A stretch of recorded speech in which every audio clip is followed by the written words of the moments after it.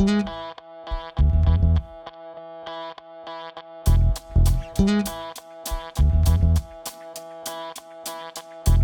afternoon, everybody. Okay. My name's Annette Reynolds. This is my partner, Lynn Cohen, and this is our friend, Renee Coleman. Okay. I'll tell you about Renee later. And so delighted to be here this afternoon, and so pleased that you've taken time out of your day and your life to come and visit with us. The program's called Downsize or Stay. And what I like to tell people is that my partner's an old lady. She's 70 years old, okay? And I'm 6 years older than she is, okay? So, and we had this discussion about 3 years ago, what are you gonna do? And we made different decisions, and this in fact became the nucleus of the discussion we had about should we stay in our home, should we move, what decisions do we have to make? And we just kind of tore it apart. This is, I think, the third or fourth time we've presented this as a topic. Once in person, you missed it. We were at Ken's Steakhouse in Framingham, and the food was awesome. And then earlier this year, we did it online as a webinar. You know, we're all COVID, whatever, okay? We're all vaccinated, by the way. We're safe. And so, as we were planning on our trip down to South Carolina, 40 hours with each other, in a little car, we had a blast, we thought, well, if it's interesting to us and to our contemporaries, it may be interesting to you. And I'm not foolish enough to think this is a new concept for you, you're here. But we know that you have questions, and what Lynn was popping up to do was to ask you what particularly, if anything, you want to make sure we at least address this afternoon. It's yours. Any questions? What do you want to learn today? Go ahead. Well, the overwhelming consideration for us, we think we have a pretty nice situation. There are no economic exigencies forcing us to downsize or to do this or that. If we moved, we left what we love and been there for 44 years, where would we go that would be comparable, woodsy, you know, not compressed? Everything we look at has no air between the houses. You know, that doesn't really appeal to us. We're not going to give up what we have for that. So that is the complete driver for us. Can I take it a step further? Sure. What would compel you to move if you found that thing? Why make the move at all? I don't have an answer. Okay. No, in all seriousness, Yeah. do you worry about as we age, wanting to be on one level, for example? Yeah, Do you- it's a consideration.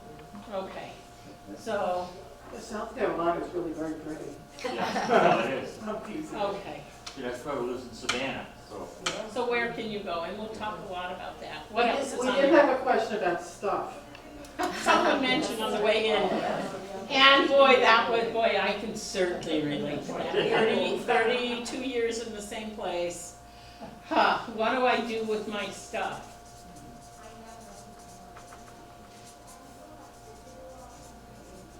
And what I found, much to my horror, is that my kids and grandkids didn't give a damn about my grandmother's French crystal. Well, Lynn, you know, this weekend I was down in Pennsylvania visiting my sister-in-law, and she says, "Do you want Mom's crystal with the red?" Nobody wants it. I have my grandmother's antique French Oh. crystal. How do you give that up? You don't, it's still in my house. What else is on your mind? What do you do with all this? We'll talk about it. Use it. That was I just took it out of the boxes, and when I pour myself a glass of wine, it's delicious in there. I decided to use it. I was saving it for nothing. What was your question? What do you think of the, the places that have 3 levels? The continuous care Yeah. retirement communities. They actually have an acronym, CCRC.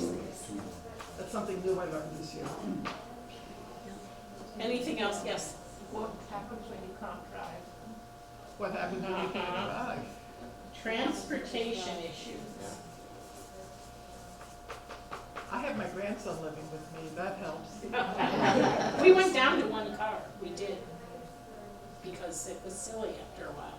What else? Anything? Yeah. Just upkeep around your existing 40 years. How do you manage Mhm. your current home Right. as it ages along with you? And as you age. Yeah, right, and handle it. Maintenance. What else? I think we've covered most of this in our Yeah, normal. there's a bit more that will. What surprises me is that no one's asking about financial considerations. How do I get my equity out If I need it. if I need it and I'm not working anymore? Okay, I mean, So what just put a dollar happens? sign down at the bottom. Okay, and we will, there are all kinds of amazingly creative options, and that's really, we'll introduce Renee to talk about that. Because if you're not working anymore, nobody's gonna give you an equity line or a mortgage, right? Maybe not so right. How do I find out what my house is worth? Oh, well, that's kind of easy. Let's start another. Just hold it up. Okay, here. Home I value. have to apologize, I'm the oldest sibling at home, I'm used to being bossy. I'm the oldest too, you should see us sometimes. No, actually, we accuse one another of living inside the other one's head. Because she'll say something that I was thinking before I could say it. What else? Anything else that, we just want to be sure we get all your issues covered. And we envision this being pretty interactive. You have a question, you think we said something that doesn't make sense, challenge us, ask questions. What other issues have come up in other places? Well, where you've been to? as we talk, I think you'll hear about some of them, but what we found, I guess what we found is, and I can only speak for myself, I thought since I've been a real estate professional for most of my adult life, that it was going to be really easy for me. I did, I knew the process, I could follow the market, but then there was my husband. You know when they say opposites attract? I am the risk taker and he is the, oh my God, you're gonna do what? You're gonna move me out of my comfort zone. I have lived 80 years, literally, within a mile of my childhood home, and you're gonna dismantle everything that I know? Are you kidding me? I thought it would be easy, and I was shocked that it was not. And one of the things that we developed as we went through these were, well, what resources would have helped? And we've compiled those resources. So I guess that if you have this plan in your head and you're really hesitant to execute it, it's probably because you don't know how to pull it off without exhausting yourself. And those are the kinds of resources we gladly share. Well, it's not that plan, there are many aspects of this. When we did the webinar, can you all hear me well enough in the back? Okay. When we did the webinar, I sat down, I wrote a whole list of questions, and you've asked some of them here. The one you didn't ask is, if I stay in my home, what can I do to make it easier to stay here? Okay. I guess I'm sharing too much, but for Christmas this year, I'm getting a new knee. And I'm thinking about, in my 2-level home, how am I going to manage? We've got the answer at home. It's okay. I mean, we talk about it. Let's see, I've got my questions here. Stay in my home, what can I do to make it easier? And that's a good portion of what we're going to talk about today. How do I access my home's equity? If I sell my home, what do I do with all of my stuff? Capital gains tax. If I sell my home, what are the financial things that I have to think about? And what other options do I have? The other questions have to do with, let's just say I decide to sell my home. Where am I going to go? Today's market is freaking crazy. Okay, you've heard about it, multiple offers, hundreds of $1,000s above asking price. How do I make that transition? Okay, and it's a consideration, obviously. But what's interesting is that when Lynn and I first started discussing this, she decided to downsize, I decided to not. Lynn, tell us more about what Well, you we've been in our originally- home in Chestnut Hill for over 30 years. It was a neighborhood, I mean, I'm a Chicagoan, I transplanted in, I wasn't attached to any particular neighborhood. And frankly, as a real estate professional, I knew the whole greater Boston area. My husband grew up in South Brookline, and he graced us with moving a mile from his childhood home. Okay, so I mean, he was very set in his ways. We were in a very comfortable luxury condo building. I had a big space, and yet when the kids came, it felt too small. My condo fee was the equivalent of most mortgage payments. And while we were both working and comfortable, thank God, the thought of carrying that if we ever wanted to retire felt burdensome to me. And I started looking at alternatives, but I knew I needed first floor master, wasn't gonna start tackling stairs, storage, room for my stuff, we'll talk about that. And a place that took care of things, because we came out of a condo environment and there was no way we were going to start worrying about the big maintenance items, okay? So ironically, our idea of downsizing turned into more of a financial downsize. And we bought a bigger place with a basement and a loft for our grandkids who can visit, and a first floor master in a community that takes amazingly good care of the exterior envelopes and the lawn, and I have my own deck, and I look out on woods. Now I have neighbors on each side, but you'd never know it, and it just made a big, big difference. We moved all of 5 miles west. You would think that I destroyed his world. Okay, it wasn't that big of a move, but it was a huge lifestyle move. And then I found that I was scurrying around trying to clear out everything I didn't want to move. I couldn't believe that every cabinet was filled with stuff I hadn't looked at, let alone cherished in a very long time. And I started making piles, and I mean, we were working together by then, and I was very cranky. And I was physically exhausted, and it really was the beginning of our conversation that said, how could we have done this any more easily, any better? And we found that there are resources. There are actually amazing professional people who will come and do the heavy lifting and organize your move. And it's not that expensive. And boy, I wish I'd met our friend MJ Yes. a lot sooner than I did. As far as the stuff, if it was really something I cherished, whether my kids did or I didn't, I moved it. If I hadn't looked at it or remembered it was there, I parted with it. The hardest choice, I had a hutch, a china hutch that was my mother's, the only piece of furniture I moved with me from Chicago, and there wasn't a place for it in my new house. What'd you do with it? I bit the bullet and I gave it to consignment. Okay, I just did. And I took nice pictures of it. And I had a conversation in my head with my mom, who said, oh, it wasn't that important anyway. Okay, because I think sometimes we confuse moving our memories with moving our things. And I had to get to that point where I could give up. And then I went crazy. I gave everything away and started over. And it felt really, really good. But ironically for us, it turned out to be a financial downsize, because we could take $500,000 and put it in the bank for retirement and lower my nut by about $20,000 a year. So when you're retired, that's now, by the way, we're not retired yet. My husband at 84 is still working full-time. At 70, almost 71, I'm still working full-time, but that's by choice, because we love what we do and we're healthy enough to do it.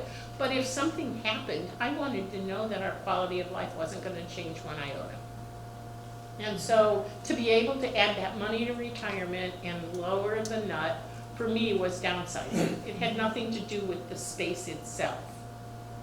And if you asked him, he would say, looking back, it was worth it, but boy, it was a journey. I never looked back. Yeah. Whereas, I'm not moving again. I'm in a small 3-bedroom, they call it old style because they don't know how to describe it in Waltham. And it's been there 20 years. It's the 13th house I've lived in since I have been married. And in the last move, my dear husband, I do love him, but he said to me, I'm not paying any movers to move us, we can do it. You know who got to drive the diesel truck up and down 128, don't you? And since we've moved 13 times, I don't have quite as much stuff, but I still have stuff. 21 years ago, I led a team to Japan for 5 weeks, and I've got the program from the Kabuki show that we went to see. And I can't throw it away. I'm thinking I may scan the pages, but it's not the same as saying I went to a Kabuki theater in Tokyo. You know what I'm saying? And that's the type of stuff I'm having a hard time getting rid of. My house isn't large. It's 3 bedrooms, but we can sleep downstairs, and in the basement, there's a rec room that can be used as an emergency bedroom as well. My 50-year-old son just moved out. He's taking fellowship in West Virginia in addiction medicine. He's a physician. And so he says to his son, hey, Zach, I'm leaving in June, you can have my room for the summer. So my grandson, Zach, who is turning 21, he's going to be a junior, he is a junior at Brandeis, he moved in for the summer. His girlfriend was away for the summer, so he put up with his grandparents. Now, he moved out, and his older sibling moved in. And then next weekend, we're going to have the 2 little grandkids, 2 little girls. They'll be there for the birth. So this is the story of my life, okay? And I love it. So I'm not moving into a 2-bedroom condo. It ain't going to work for us. Okay? So we have decided to stay. And as I mentioned, I'm looking at being a little bit indisposed the end of the year with a knee replacement. So we've talked about what are we going to do. Well, my house started out as a 2-bedroom cottage near Hardy Pond. And we took down one of the walls, so I have a kitchen breakfast room, but my office was a bedroom. Guess what it's going to become again? And so then, refrigerator 6 feet away, the bathroom 6 feet away, I'll be in good shape. Okay. So we've decided to stay and make the accommodations. If the time should come when this isn't going to work, then we'll consider something else. But right now, for the time being, I want to be the place where all the grandkids come, and where I'm close to my friends, and my husband has his garden. And from Waltham, you're 20 minutes from any place in the world by car. So it's a very convenient place to be. I'm Yes? curious what you know about those, elevators that you can put on staircases, like our house. We're going to talk about it. I have it here. Yeah.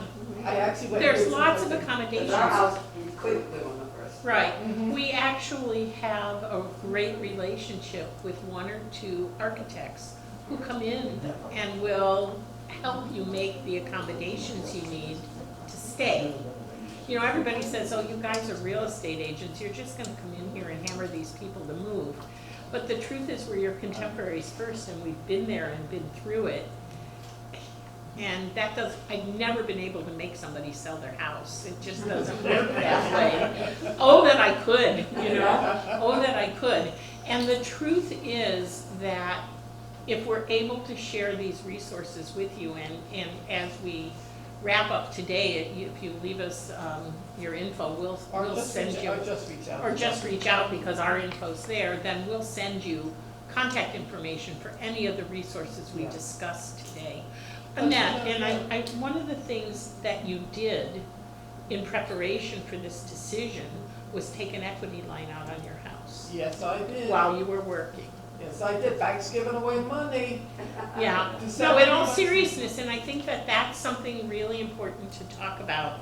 And, Well, yeah. let's talk about, I mean, if you decide your house is too big, you don't want to put up with the maintenance, you want to move someplace warm, for whatever reason, there are a couple things that we see people do. They move into a smaller home or a condo. Okay. Condos are nice, other people do a lot of the work. Okay. But you're part of a community, and if you want space all around your house, it's a little bit more challenging to find a condo that has a standalone unit. Some people go rent. Say, I had enough. Let the landlord worry about the sink that's busted, or, you know, the tree that fell into the roof. It's not my problem, let somebody else worry about it. Somebody asked about a continuous care retirement community, the CCRCs. Now, this was really good for my mother-in-law. She got in on the ground level, it was not that expensive, independent living, and she was just about ready to move into assisted living, and she died. But she was in her 90s, and she did very well, but she loved having that security that if I need help, it's here. One thing I like is that even if you're in independent living, somebody knocks on the door every day or checks in to make sure you're still okay. And you have resources there. And if you reach a point where the assisted living isn't helping you, you've got nursing home care and memory care. So, and your address stays the same, you have the sense of community. For some people, it is just the best thing since sliced bread. And again, if that's something you're looking at, you're going to speak to some of the communities, you're going to find out what the cost is, what can you do for me? Is it worth it? And for many people it is. And then there are a wide array of these types of communities. So, you know, get online, do some searching, find out, and pick up the phone and call. Like I say, for some people they're perfect. Yes, ma'am. Oh, no, finish now. No, go ahead. Oh, I just wanted to ask, when you're talking about communities like that, from what I looked at, we live in a house, we bought our house, it was smaller than what everybody else bought at that time, but I always intended to stay there. And when I start looking at the nice condo communities, and I did a comparison of costs, they were actually more money than it was for me to stay in my own house. But it was more work to get the services. Yeah, again, it's the type of thing you put on one side, I like this because it does this, this, and this, and this is what it costs.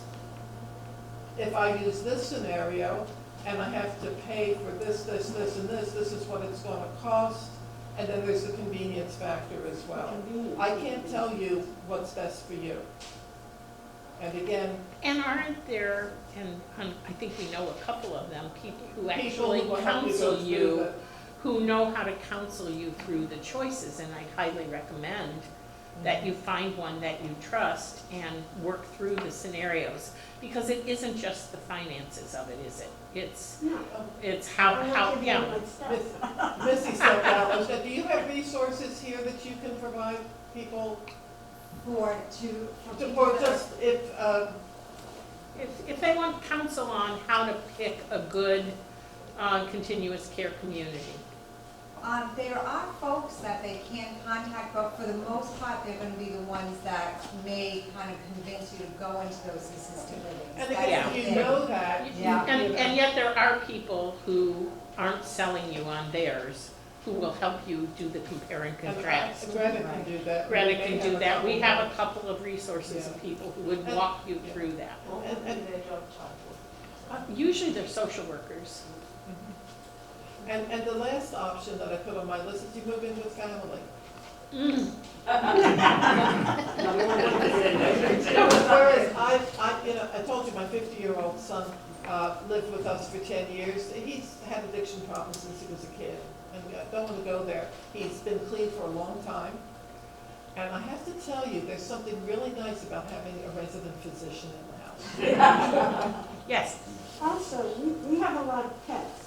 And that's also And a it's side another effect. consideration. It's an issue, Because there right. aren't that many places, and they restrict you to I mean, I live in a community where there are lots of pets. yeah. And we're not Limit to one, No. limit the size. No, But again, they're hard to yeah, find. no, at least where I live, I don't have that, and actually I have a fox who comes up and visits early in the morning, and a bunch of We deer. have turkeys, that's it. And it's like anything else, before you make a big decision that's gonna cost hundreds of thousands of dollars, you wanna do your due Evaluate diligence. those things, Evaluate, exactly. Yeah, yeah. I know that, over 55 communities that provide outdoor maintenance, but we need that, we can hire someone to Right. go along, but are there any that would provide indoor so that you can get a plumber, in the middle of the night? I can tell you that my community has a resource list of people that you can call, and they'll say, Lynn, that's your responsibility, but here's the people we Right, now, so recommend. we can come 3 weeks from Thursday. No, they're pretty good. Yeah. And one of the things that has happened during our tenure is that we have an amazing list of resources, and we'd be glad to share with you. Just call us. Yeah. My son lives in a community, we said, in Braintree. Mhm. And people don't seem to move from there, and the reason I think is that they have, I mean, when he has a problem, they gave him a list of resources, and if somebody's there, and I've never had an issue, and Yeah, they've been and, fabulous. And there's usually but an he wants to learn on-site from guy who can do a lot of minor repairs. We certainly have one. yeah, but they're rare. So, get back to the question, did you have a question? Yeah. I have a question. So I just want to say I'm a single woman, and I moved from a large place to a smaller place, and it was really important for me to have somebody that could advise me as to how to go and what to do. And now I'm in a situation where it's very nice to have resources around, because being single, you don't want to do a lot of things, you want to feel secure. This is good for an older or a smaller person, individual.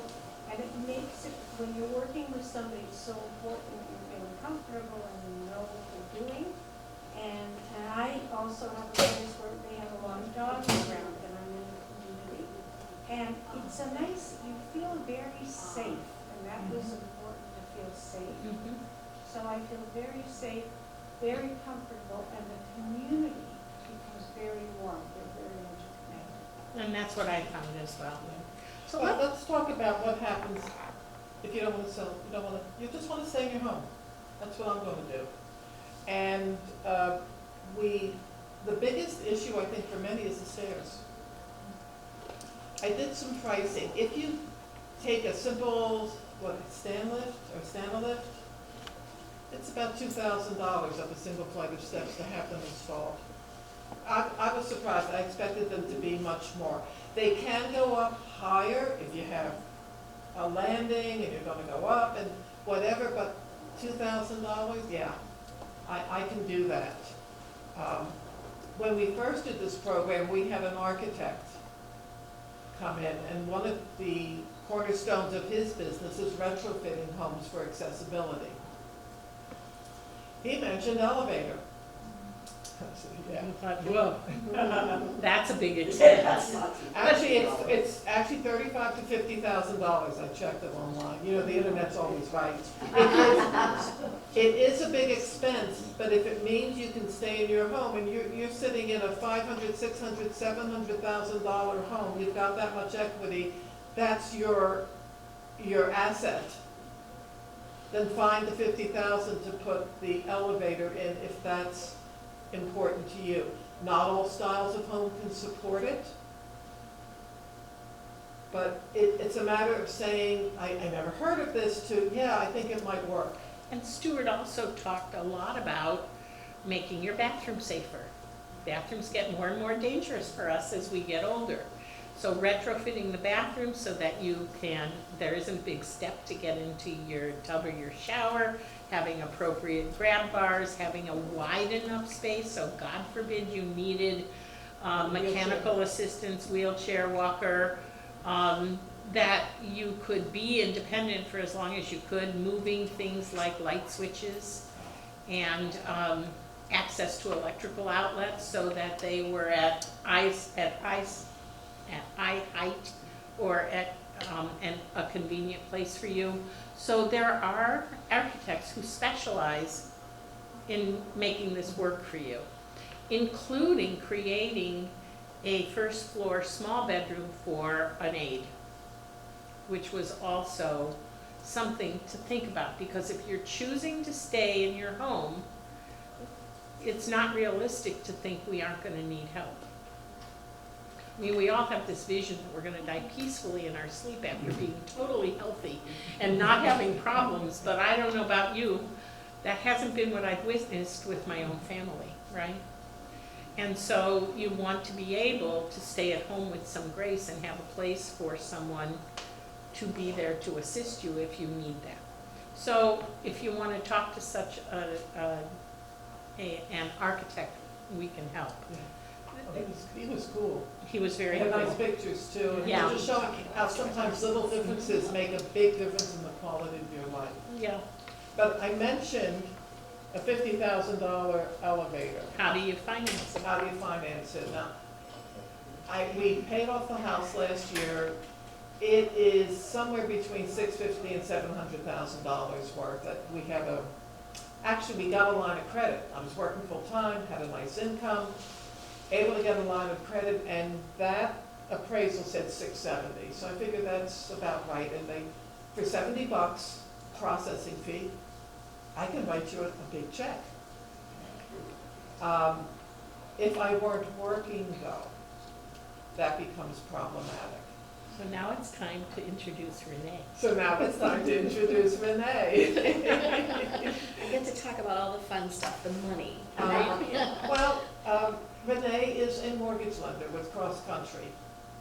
And as we started looking, the thing amazes me, they talk about products, and I'm thinking I'm gonna check out at the store, they all have products. These are actually different plans that enable you to get money.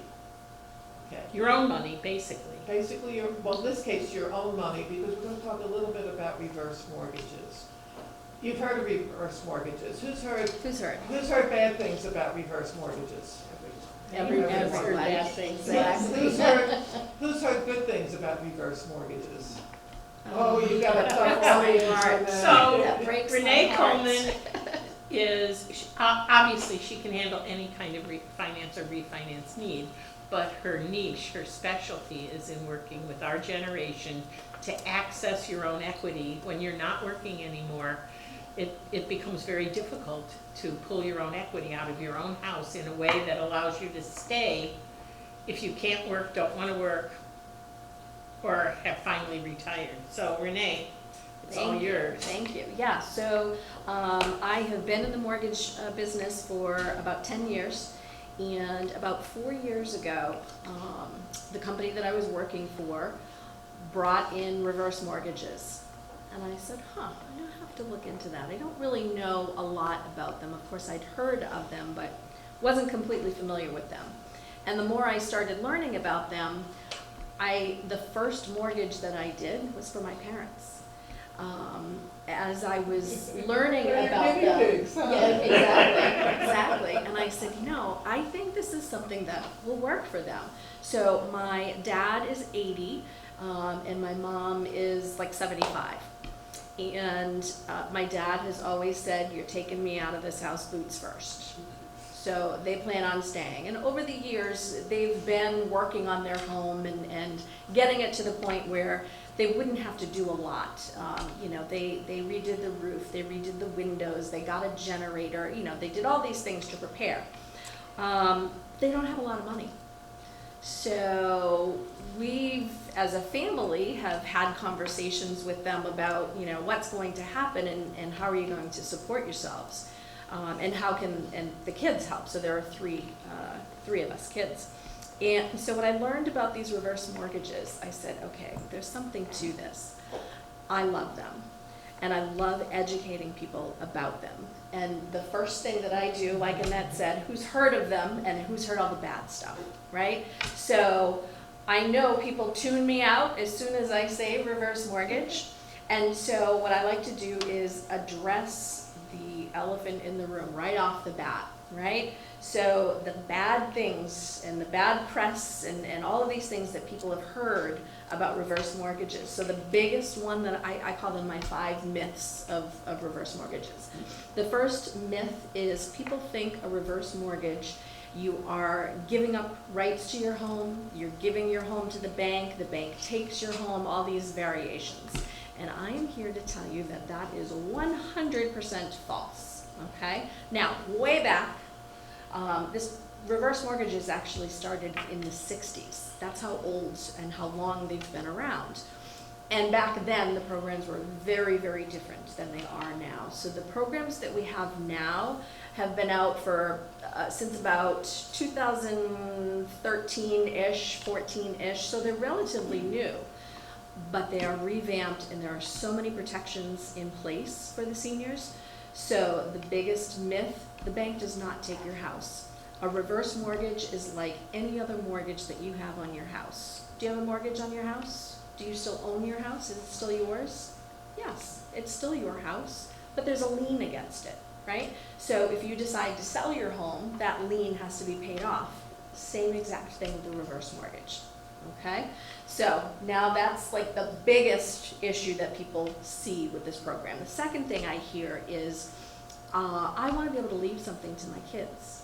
Well, with a reverse mortgage, you still can. You're still going to have equity. In the past, they would let you take out almost all of the equity in your house. They don't let you take it all out anymore. It's somewhere in the 50% range. And the way they determine how much equity they'll let you take is based on your age, the value of the house, and the interest rates. Right now, we kind of have the best of all worlds because the interest rates are so low and the values are so high. Okay?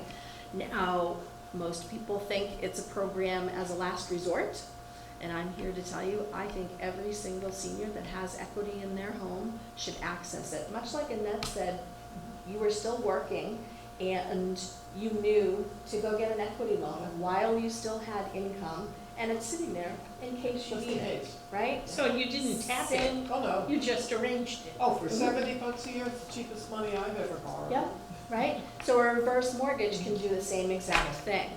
However, the qualifying for a reverse mortgage is very different than a line of credit, but it acts similarly as a line of credit. So you still have to have some income, right? So you still have to pay your property taxes and your homeowner's insurance. And then, of course, your daily living expenses. So you do have to have some income, but it's very, very different requirements than for a standard loan, mortgage, or a line of credit, equity loan. So your income, you still have to have some credit. Credit's a whole nother thing. There's no minimum credit score required for a reverse mortgage, okay? And the way you access it, we can set it up multiple ways. So I generally tell my stories about some of the loans that I have done because it gives you an idea of how you can use them. I just recently did a loan for a woman. So the mortgage has to be on your primary residence, okay? She took out a lump sum. She took out all the equity she could up front, and she bought a house in Florida. She'd been going there for years and years and rented every winter when she went, and she decided, I really kind of dig it down here, and now I want to buy a place. But she didn't want to have another mortgage, right? So she took the equity out of her home here and bought the house in Florida, okay?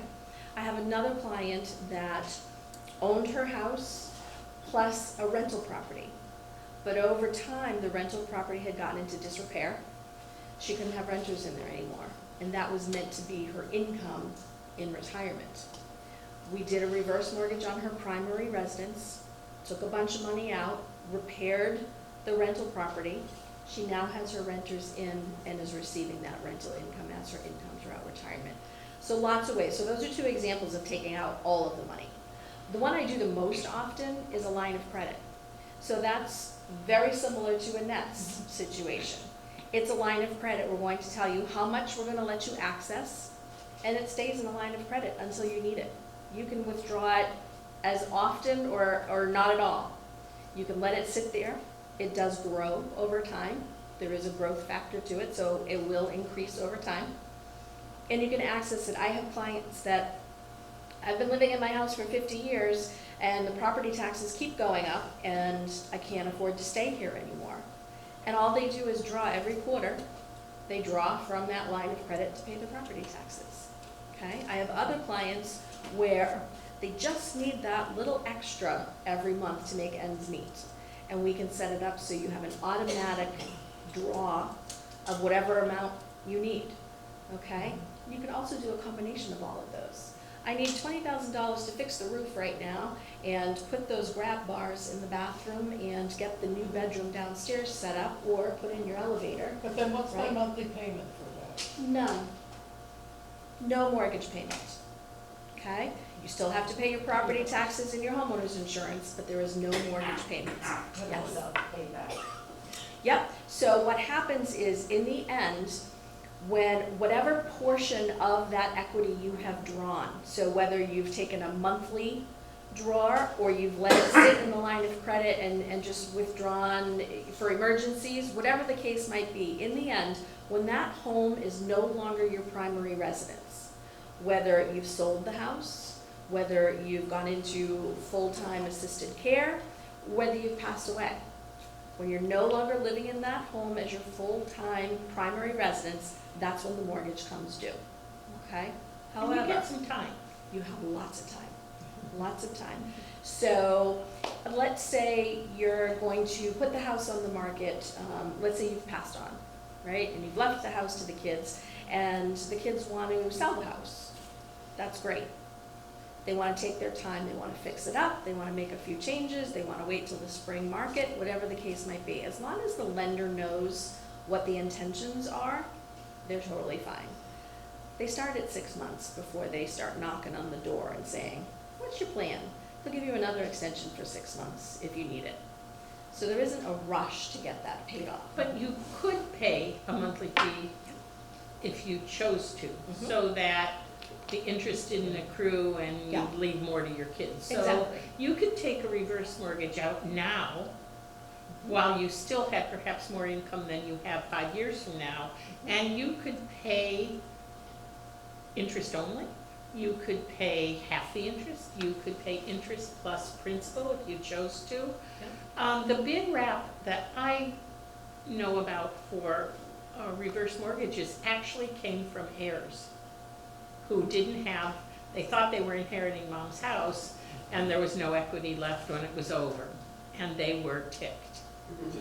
It's true, that, I mean, that's. I hear it every day. So if I understand it right now, families counsel before you'll grant the mortgage, right? So that everybody That's knows. one of the protections in Right. place now. And that's one of the protections that's been put in place, that you actually have a counseling session, financial counseling session, not only with you as the property owners, but with your heirs, so that everyone's on the same page. And actually, when kids understand that it takes, you know, my daughter says, don't worry, Mom, I got a good job, I'll always take care of you. Which one, Jill? Yeah, really, that's a tough one. I know who don't. She's tough as nails. I don't know that I want to rely on that. It would take that burden away, but you could still make a full mortgage payment if you chose to. Right.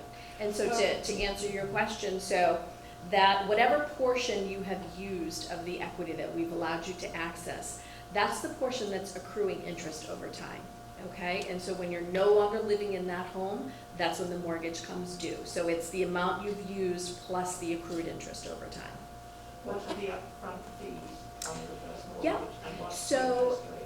So the interest rates are very similar to a regular mortgage. I just closed a loan yesterday, in fact. It was at 2.195, I think. Gee, wow. So they're really good for the interest rate. So there's a couple of different programs. If you do the lump sum where you take it all out at once, it's a fixed rate. If you do the line of credit, it's an adjustable rate, but there's a bunch of different programs. So the HECM program, home equity conversion mortgage, that's really what they call them now, not reverse mortgages. So a HECM is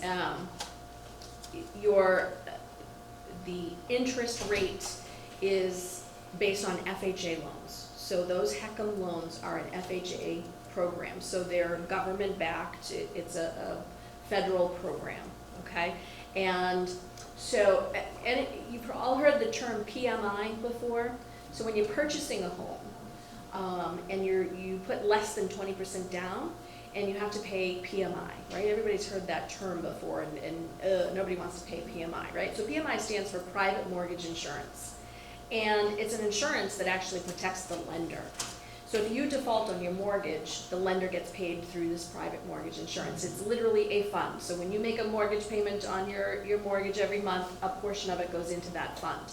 Same exact thing with a reverse mortgage. Because it's an FHA loan, the lender needs to know that they're going to get paid should you get upside down, okay? It's a non-recourse loan, so that means if you do get upside down, meaning you owe more on the loan than the value of the house over time, you are not responsible for that difference. That PMI fund is going to pay the lender, okay? But the difference being, with a regular mortgage, you're making monthly mortgage payments and you're paying into that fund every month. With a reverse mortgage, because you're not making a monthly payment, they collect that up front. So it can be expensive depending, it's based on the value of your home, so it can get As much expensive. as 10,000 in closing costs, is And that more. about right? And more. So you have that fee, and then you have the standard real estate closing costs. And that fee comes out of the. That comes out of your equity, correct, so you wouldn't have to come to the closing with funds. Correct. But I think the most important thing to keep in mind about reverse mortgages is it's an option. Right. Right. Now, Annette, we've had a client who used a reverse mortgage To buy them with a house. in order to facilitate the move. Okay? So in other words, you're in your home 30, 40 years, your equity is ginormous. You really want to move someplace else, but you're not working, you couldn't qualify for another mortgage. You could take a reverse mortgage, take the money out as a lump sum, and do a second reverse mortgage if you needed to? So the way that works, so there's a couple of different things. So you mentioned the cost of the reverse mortgage. So when somebody comes to me and they want to kind of use a reverse mortgage as like a bridge loan, Mm-hmm. it can be very expensive Yeah. to do it that way. However, you can purchase a home with a reverse mortgage, okay? So remember we talked about the reverse mortgage has to be on your primary residence. You can purchase your primary residence with a reverse mortgage, okay? I will give you an example. It's a little easier to understand when you think, excuse me, of the circumstances. So I had clients that were downsizing, and they were going to be selling their home, and they were getting ready to retire. So they were like 65, 67, in that range, and they knew they weren't going to have a lot of income in retirement, and they didn't need their big home.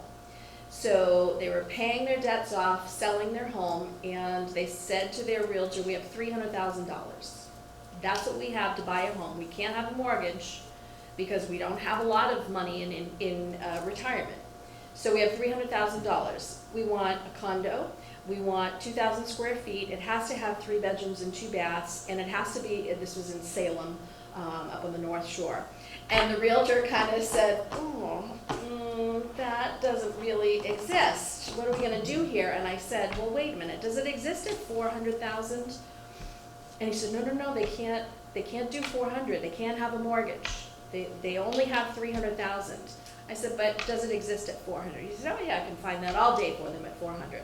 So we ended up doing a reverse mortgage for them. So remember back when I said the amount of equity that they would let you take out, around 50%, okay? So for example purposes, we'll use 50%. So this condo that was $400,000, they have to put 50% down. The other 50% is in a reverse mortgage. So in the end, you own a $400,000 condo, and you have a reverse mortgage on it for $200,000, okay? No mortgage payments. So And it would be 100 in the bank. similar, and 100 in the bank, right? You didn't have to spend all of your 300. So if you're staying in your home and you're taking a reverse mortgage, you kind of have the same end result if you're taking a lump sum. I own a home that's $400,000. I don't owe anything on it, but I'm going to take 200 of the equity out and go buy something with it. Same result. You own a $400,000 home and you have a $200,000 reverse mortgage owed on it, but no monthly payments. But what happens to that money that you took in a reverse mortgage to buy your new condo, how do you sell the home that you have? You use the money from that home to do the first 200,000. So my house is worth 300,000. I'm gonna buy a $400,000 home. I sell it for 300. I put 200,000 toward the house. I get a reversed mortgage for the other 200,000 because the equity is in that house. And I put $100,000 in the I think if I understand your question though, you're saying, is there such a thing as a way to bridge the purchase? And I think there is. So, Well, is that the question? Yeah. Okay. Yeah. yeah, so you have to have, so you can do a reverse mortgage on your current home, but there are fees that go along with it. So if you were looking to do that, to take the cash out, to then take that cash and go buy a new a new primary residence, you can do that. But now that that home isn't your primary residence anymore, that loan comes due, And it has to be which you can sold be within paid 6 off months, when you right. sell it. Correct. So we've had clients who have done that. Yes. Have Yes, you can. considered, they had a home worth 900,000, they had their eye on a condo that was worth 6, they had some assets, they took 50% of their 900,000, 450,000, they added money that they borrowed from their 401 until the house sold, and used that to buy their next place for cash, and replenish the 401 with the sale of their current. Yeah, there's lots and lots of ways So to do Let it. me just say that you're switching money and my head's having a hard time following. And we're not accountants and we're not financial planners. But So you wanna get to the one. real point we want to make is if any of this kind of ticks the box, will you speak to somebody and they'll work out the numbers for you. Lynn moves money around in my head. I mean, she's. I have a math mind, you are a geek, you know, so we each have the ways that we come to the table. But I saw their eyes glazing over. Yeah, I It's a very, understand. it's a complicated product, and so, you know, if you want more information on them, just make sure you're talking to somebody that's licensed And I and know knows what Renee they're talking has about. contacts and Annette and I have contacts with financial planners who understand these things and will walk you through it and figure out what's best for you. And we're talking for 15 or 20 minutes here. I teach a whole class on reverse mortgages Right. too, so we're squeezing it all in But here I just think to that get- people think that it's a poor man's product. And it's not. And actually, I don't see it that way at all. I see it as a way to utilize your own money towards your own benefit as long as you're smart about it. And I educate financial advisors on how to use it, because the other piece of it is the equity that you're taking out of the home, it's not income, so it's not a taxable event. You're not putting it on your tax returns as income, so there are no tax implications. So if you're drawing retirement income from retirement funds, in most cases, that's taxable income to you, right? So when I work with a financial advisor and they're putting a plan together, a reverse mortgage is a great way for retirement planning and tax planning purposes, right? So imagine you have a bad year in the market, and now all of a sudden your financial advisor is saying, you can't really spend that much money this year. Imagine being able to leave your retirement funds intact to grow and recover, and instead take the money out of your reverse mortgage, right? I mean, but the You had bottom another, line is- go ahead, I'm sorry. I'm sorry, the bottom line is we want to make sure that you know you have options that you can pursue. And if you don't have those resources, we're very fortunate to have them. Great financial planners, great people like Renee who help. Given your scenario, where you take 50% out of your current home to buy another home, Right. and you sell the current home, you pay capital gains. That's Good farther down in my presentation. Yes, capital gains are a reality. Yes, but you And pay I faced it. Listen, my amount. husband bought our condo right before we married. God, it goes way back. I think he paid $300,000 for it. We sold it for $1 million. However, over those 30 years, we renovated a kitchen, we renovated the bathrooms, there were assessments to pay for repairs of the building, and there's a certain amount that the government lets you keep and deduct. So I didn't have it, I mean, I am a record person, I had every receipt, everything there and I could lay it out, and I handed it to the accountant, and he said, you don't owe capital gains. That doesn't mean that would be your case. If you haven't done those improvements So what are you over liable time. for? Right now, as a See, single As a person, single person, you don't pay capital gains on the first $250,000 worth of profit when you sell your home. As a couple, married couple, not just any couple, a married couple, it's $500,000. And that's on the basis what you bought it plus how you've improved it. Again, it's an accounting question. When I give this information, it's general information, but don't So put me the as reverse mortgage doesn't affect that in any way? that is correct. That's what I'm asking. Yeah. Okay. So that, one of the points I have, bullet points I have here is that it pays to have a team of experts help you, not just with the downsizing of the housing, but a good financial advisor, a good tax attorney, a good estates and senior attorney. Should I put my house in a trust or not? The answer is yes. What type of trust? What type, well, it avoids probate, it's relatively small money up front, okay? What type of trust? There are different types of trust. My training is as a chemist. I don't know diddly poop about trusts, but I do have a good lawyer who tells me about that.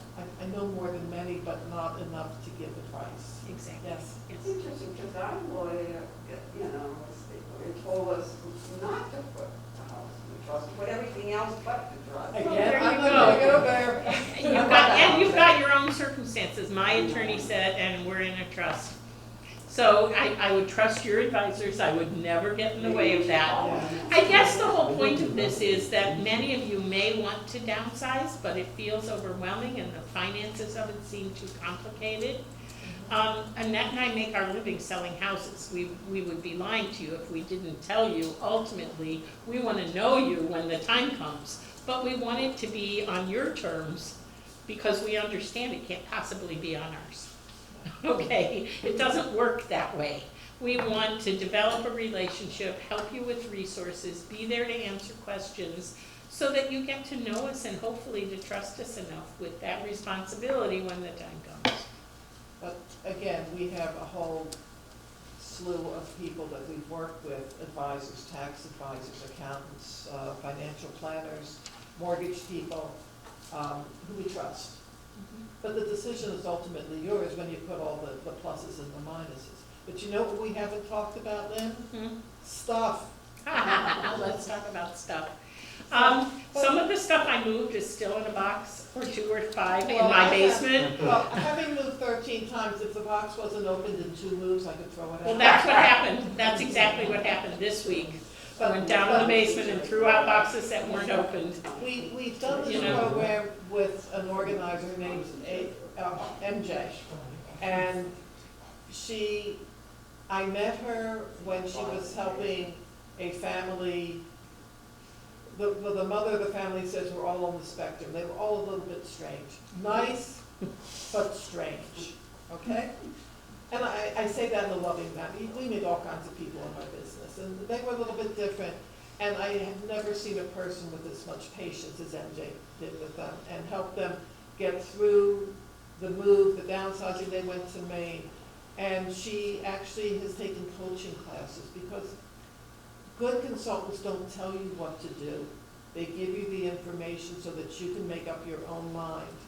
And when we're talking about organizers, there are professional organizations for organizers, and there are certifications for organizers. And sometimes we just don't know where to start. Now, I have a client I'm working with now who is having some emotional issues, with good reason, but just unable to move from A to B. And I brought in an organizer for her. I said, this is my gift to you, because we needed to get her out of the place. And she just could not move forward. She did a miraculous job. And just 2 hours sitting with the organizer, put together the plan, and she was out of that place in 2 weeks. But she couldn't move forward. and working, what do you need? How do we do this? And we gave her the plan, this is the first thing you're going to do, this is the second thing you're going to do, this is the third thing you're going to do. The other place where we have found the planners to be really excellent, what do I do with the stuff? Well, here are some charities that will take your furniture, your dishes. I just ordered 20-piece set of dishes today. I got a whole closet full of them. I now know where my old dishes are going to go. And a charity that helps people who have been homeless getting into their first homes and they have nothing. They need furniture, they need furnishings, they need linens, they need dishes, they need pots. And they'll take it all And and they'll they'll move take it it. for you. Now, you went to what? I used an organization based in Waltham that had a consignment store. And they took everything I didn't want to move, everything. They disposed of what they felt they couldn't sell, they put the rest in their consignment store. I got a couple of small checks, and what didn't sell, they donated, and I got the deduction. Here are the rules that I wish I had followed when it comes to stuff. If you cherish it, forgive yourself and move it. It's just okay. My grandmother's crystal moved with me. The difference was that I kept it in this protective case for 30 years. I use it every night, and if one breaks, so what?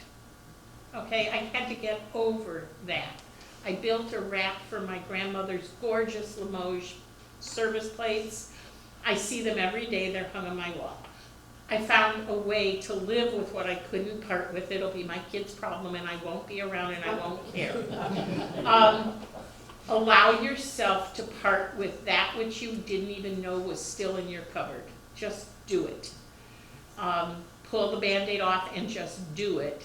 So move what you cherish, move what you need, and let the rest go. And that has to be a ground rule.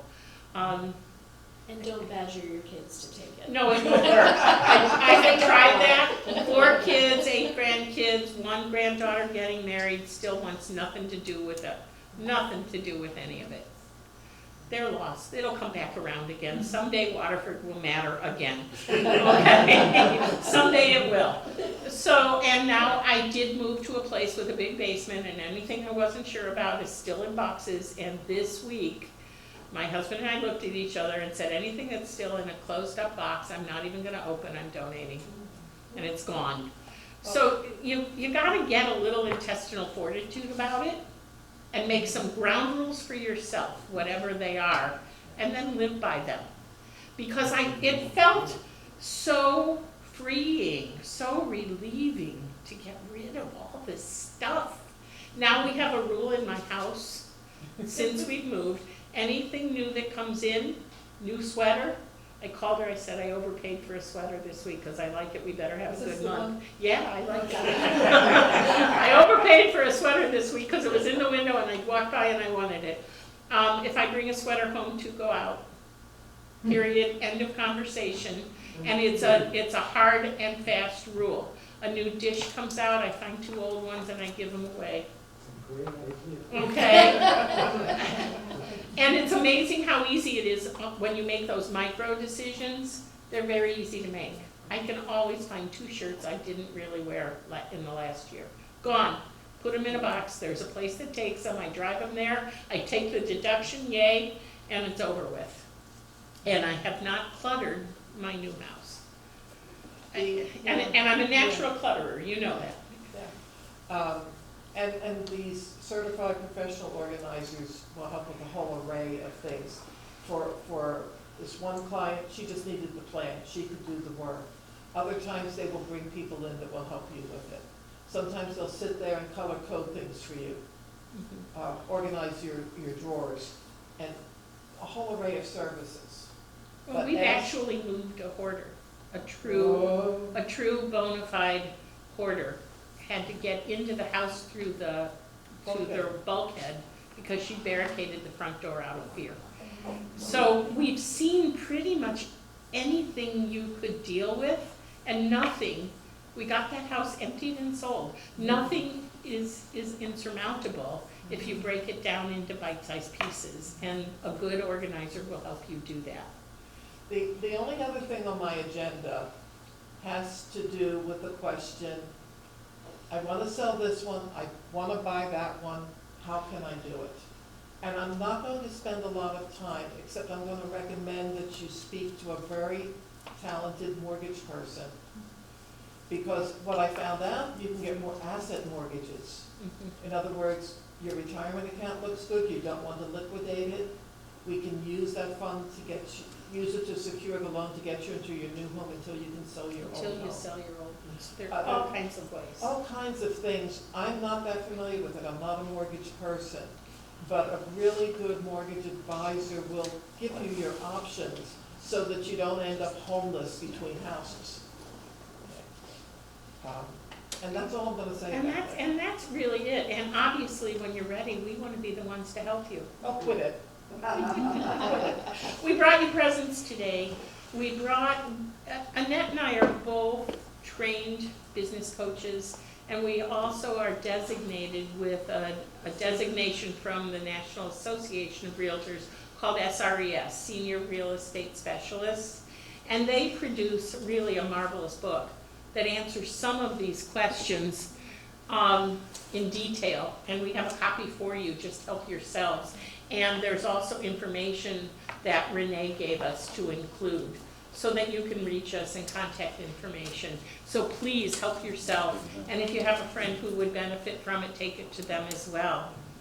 Did we answer your questions I today? just have a question. What Sure. if you have like a tremendously brand new woodworking workshop in your basement and a set of instruments that the kids, I mean, things that, you know, you maybe don't want to donate. Would an organizer know how to get the proper appraisers to things? Or, Oh, yes. Oh, yeah. So Oh, yeah. the specialty kind of, Oh, yes. For sure. and know how The to right get it. ones. The right ones The right do. ones do. Okay. So Lynn mentioned that she has her SRES designation as a realtor. There are designations for, we have them, but organizers have them too. So there's all different kinds of organizers out there. So you want somebody that can specialize and help with those. And you want some that are specialized in, you know, someone that's been in their house for 30 years, and that's a very different thing than someone that's going to come in and organize your basement, right? Right. So you want to find the right people to do it, and yes, they do have those. Yes. There's a fee for that, right? I'm sorry, I didn't hear you. Is the fee to that? For the organizers, yes. But That's how not, they make a living. It's very yeah, reasonable. everybody has to work for a living, but it isn't a lot of money, and boy, I would have paid anything. I was exhausted. I'm being really honest with you. It was really, really hard for me. I was alone and overwhelmed. My husband went to work every day and said, honey, you wanted to do this, it's all you.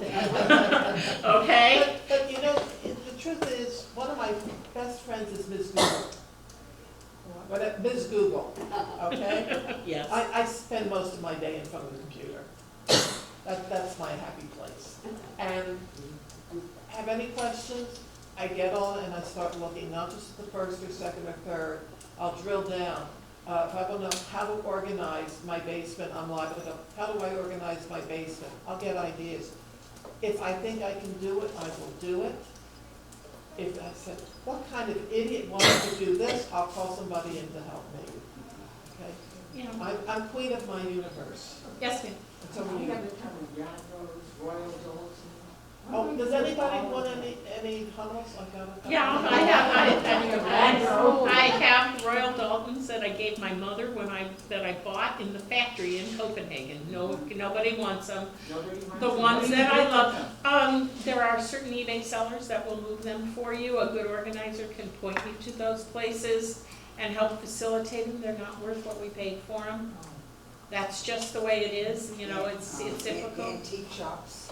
Antique shops will help and come in, and there are antique appraisers who will come in for things that are very, very valuable. But if you love them, put them in a cabinet and love them.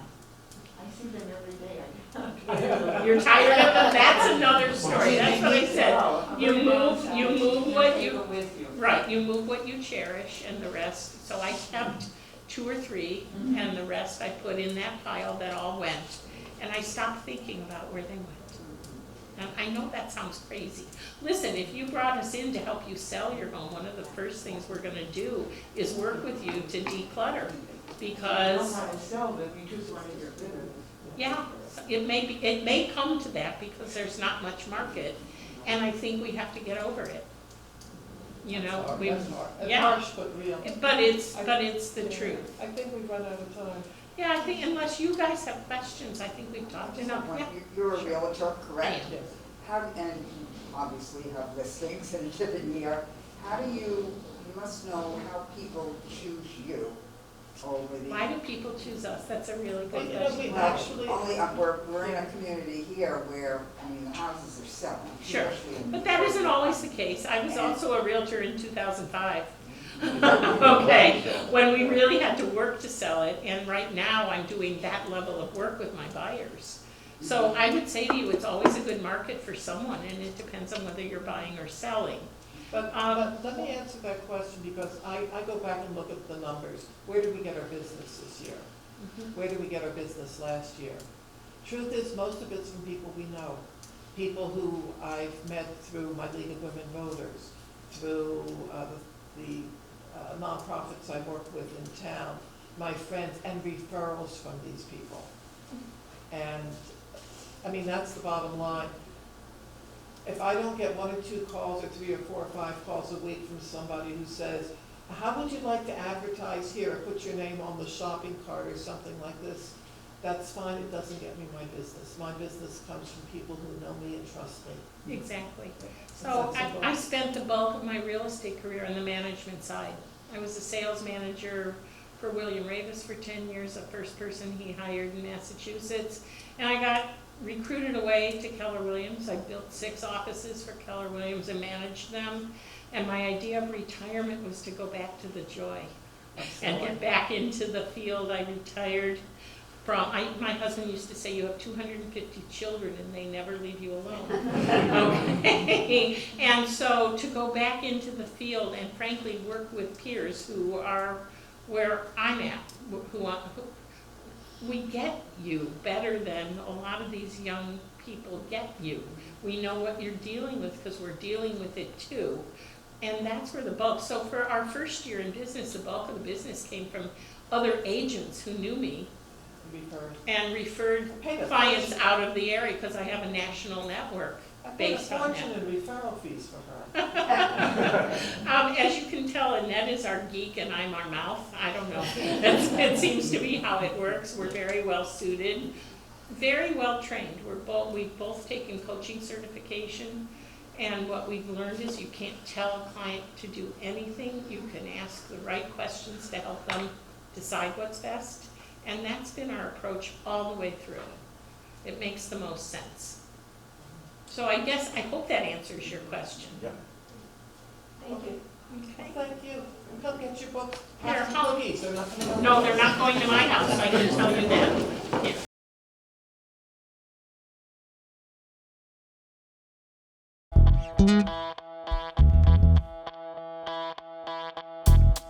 Thank you.